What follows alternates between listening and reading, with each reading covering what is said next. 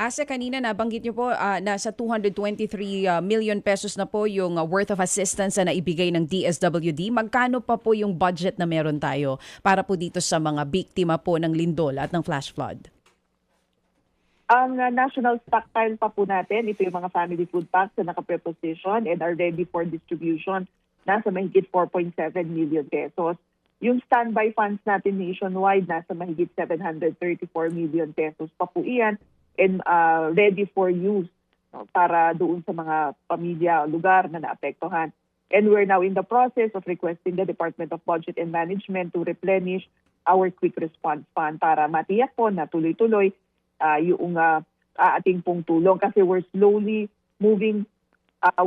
transitioning to emergency cash transfer kasi from response phase, pupunta na po tayo sa early recovery phase at dito na nga po magbibigay tayo ng emergency cash transfer. Dito naman sa emergency cash transfer, since this is a flexible intervention, pwedeng i-prioritize ng mga pamilyang apektado yung kanila pong mga pangangailangan. Kasi batid po natin na hindi naman lahat ng kanila pong needs ay nilalaman po ng isang family food pack. So, yan na po yung mga susunod na steps na nagagawin ng DSWD. Ma'am, ASEC, hanggang kailan po ito kakayanin po ng DSWD? Manong Ted, hanggat may mga request pa ang mga local government units for augmentation support and technical assistance, magpo-provide po ng assistance ang DSWD.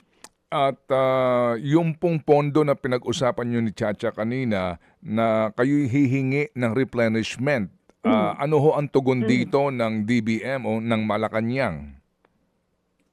Yes, yung naman po kasing quick response fund which we use for relief and recovery efforts during disasters, batay naman po sa mga umiral na panuntunan ay replenishable yan once na ma-reach na natin yung 50% threshold. So kung ang nasa GAA po natin ay nasa 1.7 billion pesos, we've already used 50% of that. So nakakapag-request po tayo ng replenishment.